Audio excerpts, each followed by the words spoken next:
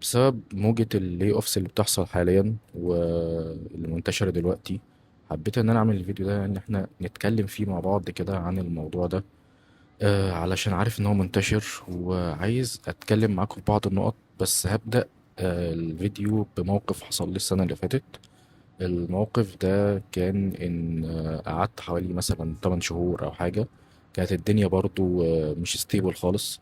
كانت برضو السنة اللي فاتت في بقى تجارب كتير بالاي اي، وعملاء كتير عايزة تجرب الحاجة بنفسها. فده طبعا خلى الطلب قليل على السوق. فالدنيا كانت مش مستقرة تماما. قعدت مدة زي ما بقول لكم كده تقريبا 7 8 شهور. الدنيا ما كانتش واضحة خالص بالنسبة لي وما كنتش عارف هعمل ايه يعني.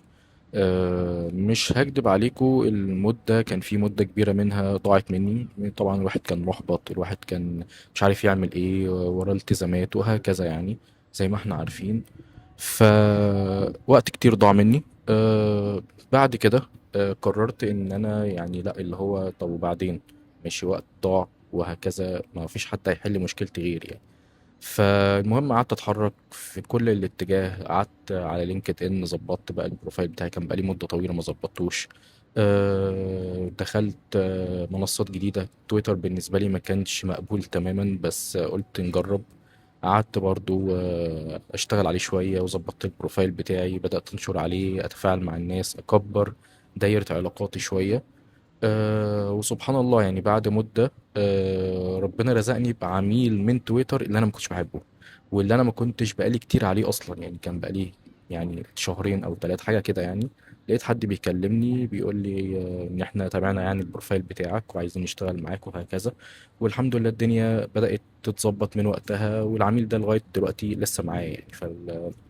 اللي انا عايز اوصله حاجة مهمة قوي، هو ان طبيعي جدا تبقى محبط. يعني انت لو مش محبط في الوقت ده يعني ده حاجة مش طبيعية. طبيعي تبقى محبط، طبيعي وقت يضيع منك. ما تخليش حد يحسسك ان هو لا ده مش طبيعي وان انت لازم تقوم على طول وهكذا. لا، لازم تاخد مدة تصفي دماغك، تبقى يعني تديها وقت ان هي تزعل فعلا يعني. ده حاجة طبيعية جدا، ويمكن عكس الشائع كمان اللي بيتقال. ف... فعادي جدا. بس في نقطة بقى هنا، ان الموضوع بيبقى ليه حدود. لان زي ما انت بتقول، زي ما انا كنت بقول كده من شوية، هي هتلاقي دماغك بتقول لك طب وبعدين؟ احنا دلوقتي ما بنعملش حاجة، ما بنتقدمش، ما بنعملش اي حاجة خالص، مفيش اي تقدم في اي حاجة. فمفيش حد هيحل مشكلتك فعليا غيرك يعني. فالفكرة كلها في ان انت بس يعني تحاول تلملم اوراقك، تشوف عايز تعمل ايه. تشوف الخطوات الجاية حتى لو حاجات بسيطة. تشوف مثلا يعني في نقطة مهمة قوي ان احنا بنغلط فيها، ان احنا بنيجي نقول ان احنا عايزين نعمل خطة بقى للفترة دي. حتى لو حاجات بسيطة، انا مش عايزك تعمل خطة جديدة، بالعكس انا عايزك تاخد من الخطط القديمة اللي انت مأجلها. اذا كان لغة جديدة عايز تذاكرها، اذا كان جيم عايز تنزله، كتاب مأجل القراية بتاعته، اي حاجة من الحاجات اللي انت مأجلها، حاول ان انت تعملها في الفترة دي. ما تحطش خطط او لود على نفسك خالص في الفترة دي. خد من الحاجات القديمة عشان تحس ان انت بتنجز، وان الفترة دي فعلا فادتك، ما ضرتكش كتير يعني. ف يعني عايز اقول لكم فعلا انا اتطورت وبدات اشوف حاجات الاي اي والتولز بتاعت الاي اي السنه اللي فاتت. بدايه السنه اللي فاتت لما الدنيا فعلا وقعت معايا يعني. فاللي عايز اوصله ان انت ما تعملش خطط جديده، حاول تشوف الحاجات اللي انت مأجلها وتاخد منها اي حاجه وتبدا فيها بشكل عشوائي تماما. ما تنظمش حاجه، ما تفكرش في حاجه، اللي قدامك اعمله. كتاب عايز تقرا شابتر منه اقراه. كورس مأجله، ابدأ في اي حاجه فيه. بس حط نفسك على التراك، ما تسيبش دماغك كده وخلاص، لان مش هتعمل اي حاجه. والنقطة اللي دايما بأكد عليها، خليك متأكد. واحنا طبعا عارفين، بس يعني محتاج انبه على الموضوع ده تاني، ان رزقك مكتوب، وان كل حاجة مكتوبة لك هتاخدها وهتوصل لك، بس انت محتاج تسعى لها وتتعب لها شوية. فالفترة انا عارف ان هي بتبقى صعبة، عارف ان هي تبقى شايف ان الدنيا صحرا، طب وبعدين مين الشركة اللي هتقبلني دلوقتي والدنيا واقعة وي وي والكلام اللي احنا عارفينه ده. فانا عارف ممكن حد يقول ان اصل الكلام سهل. انا عارف ان الكلام سهل والافعال دايما صعبة صعبة، بس احنا ما قدامناش غير الافعال يعني. فعشان كده دايما حاول اي حاجة قدامك ولو صغيرة اعملها، صدقني هتفرق معاك احسن من القعدة او انك ما تعملش حاجة. ظبط السي في بتاعك، شوف الحاجات اللي انت اشتغلت فيها في الشركة الأخيرة، ظبط لينكد ان، ابدأ كلم الناس، اتواصل مع الناس. آه، يعني انزل ايفنتات، شوف اي حاجة تكبر دايرة علاقاتك وتوسع مداركك، سواء بقى مذاكرة سواء رياضة جديدة، حاول تعملها.